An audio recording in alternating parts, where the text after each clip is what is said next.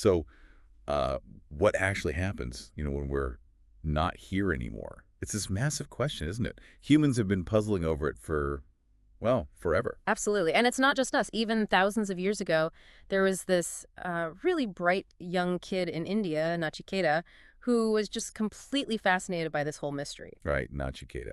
And that's what we're diving into today, isn't it? This ancient conversation. Exactly. We're exploring this incredible dialogue from the Katha Upanishad between young Nachiketa and Yama, who, is the Lord of Death himself. Wow, Lord of Death. Yeah. And this isn't just some dusty old myth. It's packed, truly packed, with wisdom about life, about death, and maybe even about what reality really is. Yeah. Still so relevant. Okay, so let's picture this. We're in ancient India. There's this very wise sage, Vajrashrava. It's sometimes called Udalaka, I think. That's right, son of Aruna, very respected lineage. And he has this son, Nachiketa, super smart kid, apparently, always asking questions. He grew up in a Gurukula, which is kind of like this old school, deep-thinking boarding school, right? Pretty much. A place focused on really grappling with the big questions. And being there, Nachiketa starts noticing things like old cattle near the end of their lives. Oh, okay. So that gets him thinking. It does, about aging, about dying. And then he also hears stories about heaven, Svarga, this place with no suffering, no getting old, no fear. His mind just starts buzzing. Naturally. So then his father, Vajrashrava, decides to do this massive sacrifice, the Vishwajit. Yes, the Vishwajit, where the rule is you give away everything you own, all your possessions. Everything.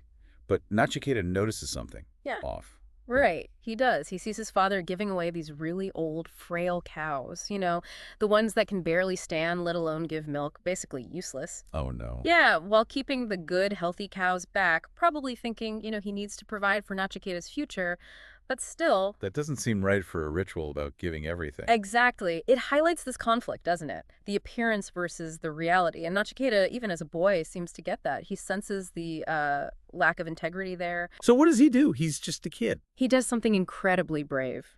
He goes up to his father and asks, "Father, since you're giving everything away, well, who are you going to give me to?" Wow.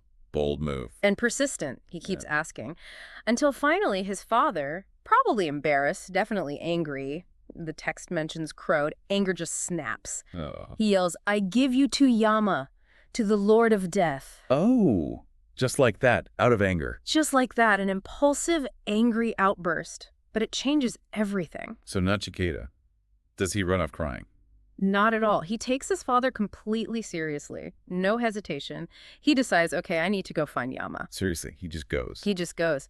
But not out of spite or sadness. He genuinely wants to understand. He sees this as his chance to learn about death from the ultimate source. That's quite something, that level of resolve. It really is, driven by this pure, intense curiosity. A real seeker, even so young. Okay, so he makes this journey, finds Yama's place, but Yama's not even there. Right. Yama's away on business, apparently.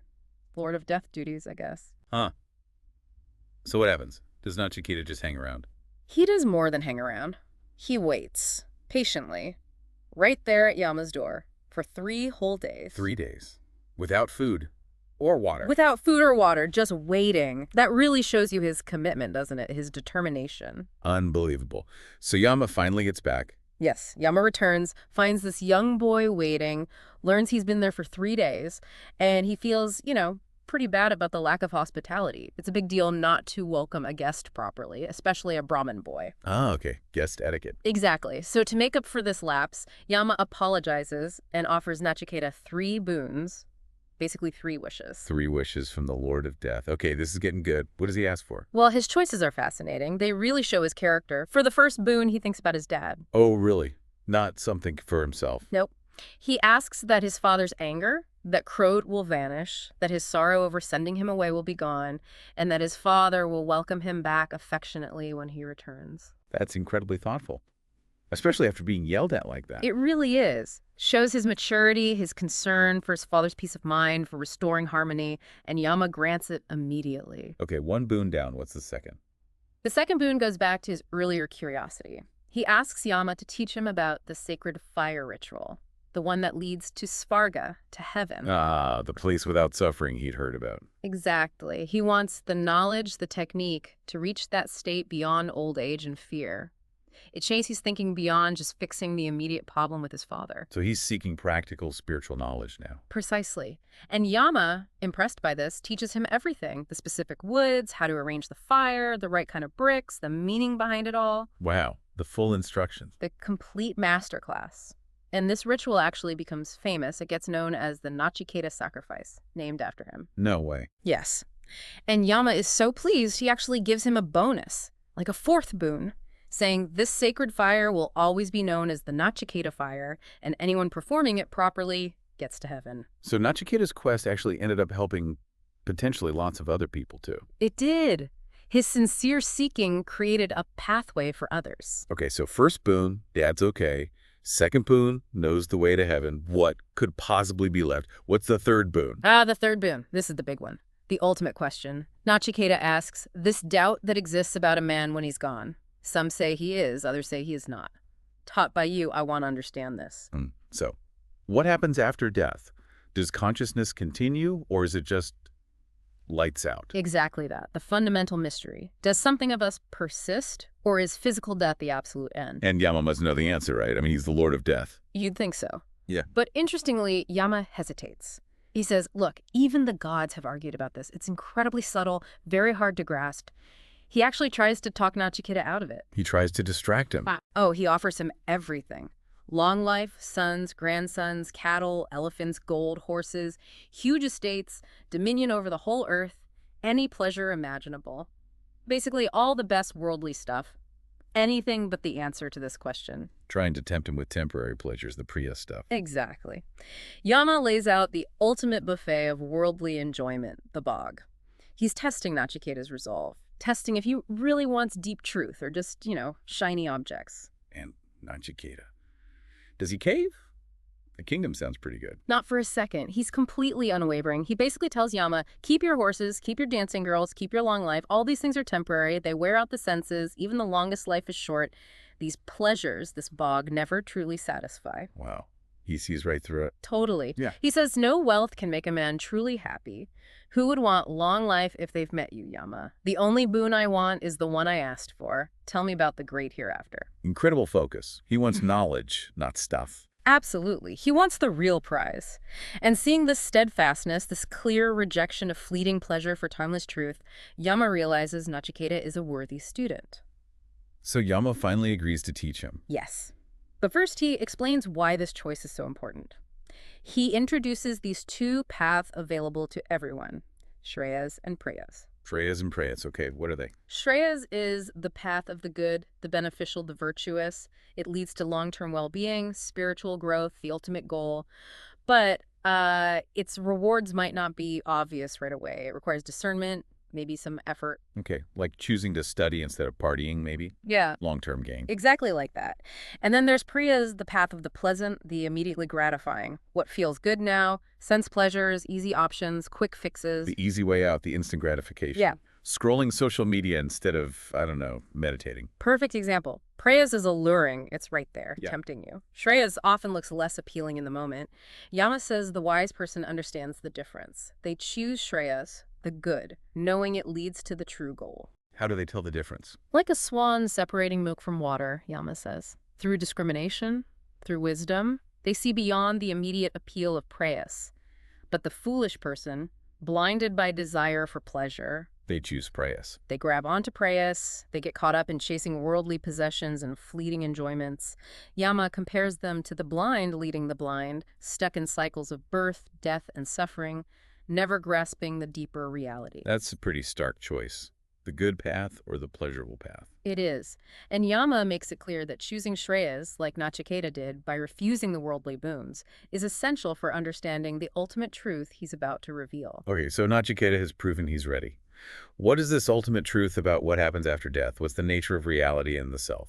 Right, so Yama starts explaining that this ultimate reality, you can call it Brahman or the self, the Atman, it's beyond our normal ways of knowing. You can't grasp it fully through speech or the mind or even the senses. So you can't see it or touch it or even properly think it. Not in the way we usually think or perceive things. It's also beyond what we call science, Vijnan, because it doesn't change. It doesn't have imperfections or vikar. It's beyond our concepts of dharma and adharma, right and wrong, and even beyond time itself. past, present, future.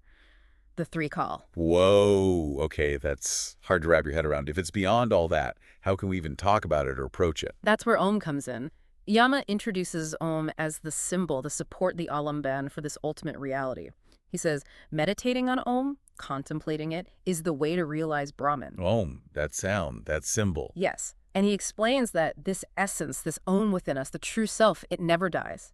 Even when the physical body perishes, the Atman, the self, remains. It's eternal. So the body dies, but the self doesn't. That's the core teaching. Hmm. And at that level of reality, the level of Om or truth, time as we perceive it, past, present, future, is kind of an illusion. Everything is eternally present. Like all moments exist at once. In a way, yes, beyond our linear experience. And this Om, this self, is described in these paradoxical ways.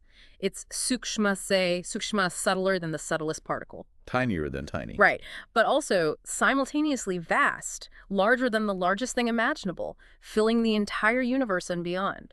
It's present in every single thing, yet it's untouched by any of it. It's the imperishable within everything perishable. So it's both infinitely small and infinitely large everywhere, but untouchable. Exactly. It's the unchanging essence within all change. Okay. So how do we actually realize this? If it's beyond the mind and senses, is it just about believing it?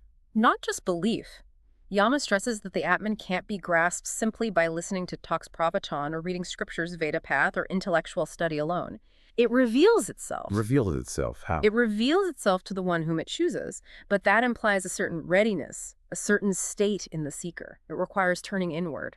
Through deep contemplation, chintan, and devotion, bhajan, focusing on that inner Om, that inner self. It's an experiential path, not just an intellectual one. So it's more about inner practice and maybe a kind of grace than just learning facts. That seems to be the essence of it, an inner awakening. And Yama provides a sort of map of consciousness to help understand this, relating it to ideas found in Sankhya philosophy. Okay, how does that work? He describes a hierarchy. Our senses are governed by the mind. The mind is guided by the intellect buddhi, and our ego, ahamkara, is tied up with that intellect. Senses, mind, intellect, ego. Got it. But subtler than the intellect is the unmanifest source of nature, mula prakriti or avyakta. And beyond even that, subtler still is the ultimate reality, Purusha, the self, pure consciousness. Purusha. So that's the final stop, the deepest level. That's the ultimate truth, according to Yama here. This Purusha, the self, is eternal, omnipresent, existing within each of us in an atomic, indivisible form. It is never born, and it never dies. The part of us that doesn't undergo birth or death. Exactly. That's the Atman, the manifestation of the ultimate reality, Brahman, within us and within everything. The Jivatman is our individual soul, kind of entangled with the mind and ego experiencing the world. But underlying it all is the one, unchanging Atman Purusha Brahman. So underneath our individual experiences, we're all connected to this eternal, unchanging reality. That's the profound insight, unity beneath the diversity, the deathless self within the mortal body. Wow, okay. That is a lot to take in. A journey from a boy asking about his dad's cows to the nature of ultimate reality. It really is an incredible journey of seeking, and it boils down to some powerful takeaways for us, even now. Right, so summing up, there's the sheer power of genuine seeking, like Nachiketa's, really wanting to know, not just accepting easy answers. Definitely. And then that crucial choice Yama highlights, Shreyas versus Preyas. Choosing the path of long-term good and truth over just immediate pleasure, a choice we make constantly, really. Every day, probably. And finally, this mind-bending idea of the self, the Atman or Om, within us, something deeper than our body and mind, something eternal that we can potentially connect with through looking inward. Exactly. These aren't just abstract philosophical points. They're deeply relevant for how we navigate our lives, the choices we make, and how we understand who we fundamentally are. It makes you stop and think, doesn't it? Yeah. Which path are you, listening right now, putting most of your energy into? Is it mostly Shreyas, the path of lasting good?